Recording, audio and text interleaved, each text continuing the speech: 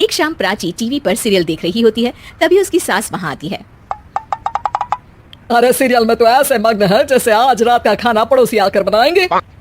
मुझे पता ही नहीं था आपने अपने बेटे की शादी पड़ोस में भी की हुई है। हैं? मतलब? मतलब इस घर में सारा काम बहू ही करती है, आप तो सिर्फ खर्राटे मारती हैं। अच्छा जी, फिलहाल तो तुम आराम फरमा रही हो, चलो जाओ, ये मेरे टीवी देखने का समय है। हाँ, इसीलिए मुझे भगाया जा रहा है। सॉरी, अब तो बिल्कुल नहीं जाऊंगी। प्राची की इस बात पर दोनों सास बहू के बीच टीवी रिमोट के पीछे बच्चों जैसी छीना झपटी शुरू हो जाती है, जिसके बीच श्लोक भी काम से घर वापस आ जाता है। हाँ, आज मेरी चूहे बिल्ली की जोड़ी किस बात पर झगड़ रही है? अरे तेरी बीवी मुझे टीवी ही नहीं देखने दे रही। अरे तुम्हारी मम्मी मुझे खाना बनाने के लिए फोर्स कर रही है।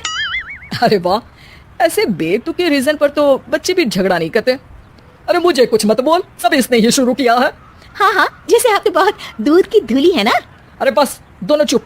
प्राची जाओ, खाने की तैयारी करो। और माँ तुम छोड़ो, तुम्हें क्या बोलूं, शांति से अपना सीरियल देखो, मुझे दोबारा लड़ने की आवाज सुनाई नहीं देनी चाहिए। ऐसा बोलकर श्लोक वहां से चला जाता है, जिसके पीछे पीछे प्राची भी कुछ न कुछ बड़बड़ाते हुए रसोई में चली जाती है। हाँ, सासू जी को तो कुछ बोलेंगे ही नहीं, बस मुझ पर ही हुक्म चलता है, खाना बनाओ, जैसे मैं इनके घर में खाना बनाने के लिए आई हूँ। इसी तरह शाम बीतती है और रात को श्लोक और प्राची की सास खाना खाकर सोने चले जाते हैं, लेकिन प्राची गुस्से में कुछ खाए बिना काम में ही लगी रहती है। इस घर में किसी को घंटा फिक्र नहीं पड़ता, मैं खाऊं या भूखी रहूं। प्राची कुछ देर के लिए रसोई से बाहर जाती है और जैसे ही वापस आती है तो वहां दूध का भरा ग्लास देखकर हैरान रह जाती है। फिक्र पूरी है, बस दिखाना नहीं है।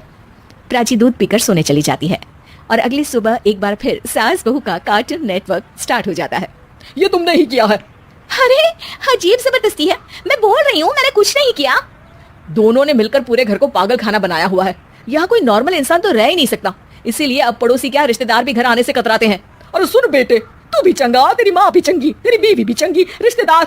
हाँ जी, आपको नहीं पता क्या, गंगाधर ही शक्तिमान है, रिश्तेदार ही। हाँ, बस समझ गया। कभी जानवरों जैसे लड़ेंगी तो कभी जुगलबंदी करेंगी। भाई मैं आप दोनों के बीच में नहीं फंसना चाहता।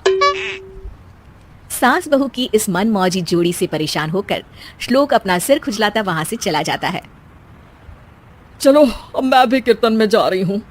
इस पर जैसे ही सास कमरे में अपना पर्स लेने जाती है तो वहां नाश्ते की प्लेट रखी देख मुस्कुराने लगती है और नाश्ता करके घर से बाहर निकलते हुए कुछ पैसे टेबल पर रख जाती है, जिसके कुछ देर बाद सिलेंडर वाला घर आता है। ओ मोरी मैया, मैं सिलेंडर के बारे में तो बिल्कुल भूल ही गई थी।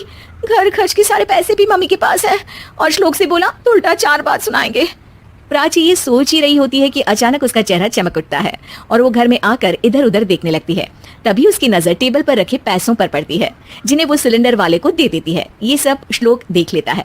अच्छा बेटे, इतना बड़ा घोटाला, सबके सामने मैं तेरी दुश्मन और पीठ पीछे तेरी मेरी यारी। इस पर श्लोक एक प्लान बनाता है और शाम को सब एक साथ बैठे होने पर बोलने लगता है। माँ, तुम दोनों की बहुत लड़ाई होती है, इसलिए मैं सोच रहा हूँ कि प्राची को उसके घर छोड़ाऊं, इससे वो भी खुश रहेगी और तुम भी। अचानक श्लोक की ये बात सुनकर सास बहू शौक से उसकी तरफ देखती हैं। अरे ऐसे कैसे घर छुड़ाओगे, मुझे कहीं नहीं जाना। अरे तुमने बोला नहीं पर मैंने सुन लिया, तुम्हें मम्मी के साथ रहना अच्छा नहीं लगता, मुझे पता है। अरे वाह, अरे जब बहू खुद कुछ काम बोले तो वो तुझे सुनता नहीं, और अब जो इसने बोला ही नहीं वो तू समझ गया। जब उसे नहीं जाना तो फिर जबरदस्ती क्यों कर रहा है? अच्छा, फिर आपको मौसी के घर छोड़ाता हूँ। बस अब आप दोनों एक घर में एक छत के नीचे नहीं रह सकती। मैं इस टॉम एंड जेरी की जोड़ी को और नहीं झेल सकता। है? ऐसे कैसे नहीं रह सकते? तुम्हें इतनी दिक्कत है तो तुम्हारा बोरिया बिस्तर पैक कर देती हूँ, लेकिन मम्मी जी कहीं नहीं जाएंगी। बिल्कुल यही सुनना था मुझे।